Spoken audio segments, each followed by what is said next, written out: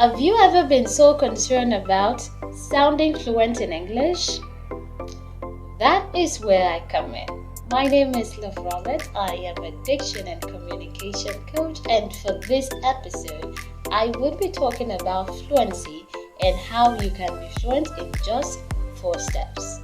So without wasting time, let's get started. Let's start with number 1. Stop overthinking how you sound. It is natural for you to be concerned about how you sound, but in most cases, it doesn't help with your flow when you are speaking. So it is more like your thoughts, you in the middle, and your words. The rate to which these ideas will flow into your words would slow down than when you have just your thoughts and your words. It doesn't mean that you do not think about what you're saying. Of course you are. But when you are overthinking about it, you are putting too much effort. You are struggling on the inside to make sure that everything comes out perfect. And when that is the goal, sometimes the message might be lost. Yes, for number 2, slow down your pacing. Pacing has to do with how fast and how slow you speak. So when you are too fast, you do not give your audience or the person listening to you the time to process what you are talking about. And when you are too slow, it is definitely going to be boring, I tell you. So your pace has to be within the middle, not too fast and not too slow. Aside from the person listening to you, it equally helps with your train of thought. It helps you to be able to clearly express yourself. So when you slow down your pacing, it helps your words to connect with your ideas properly, enough for you to be expressed clearly.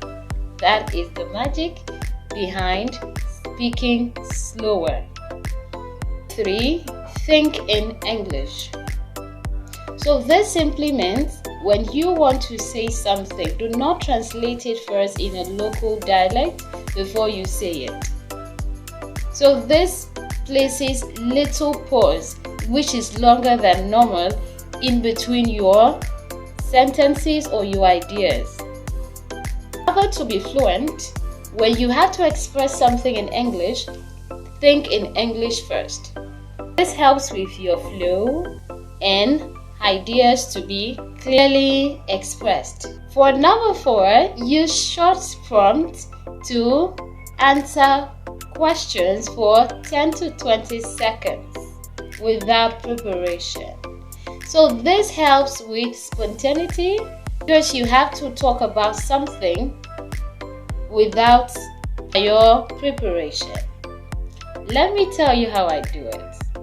So last night I read a book, The Perfect Marriage. And from this book, just about 3 chapters of it, there were things that I liked, there were things that I did not like, there were things about the character that they did well, there were things that I learned from. So instead of just reading and closing the book like that, I had to talk about it. What was the thing that I liked?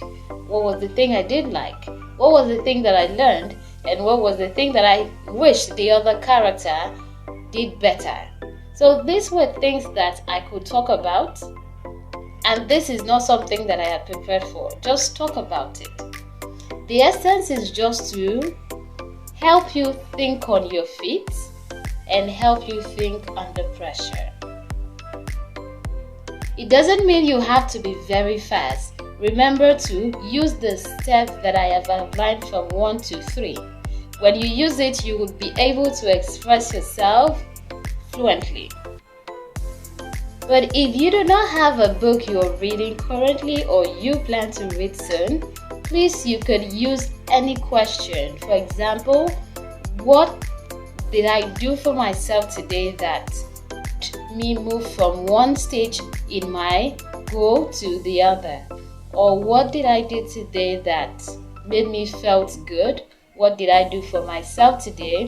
What was something I did well? What was something I didn't do well? Just things about yourself. So let me know in the comments which of this you will start with.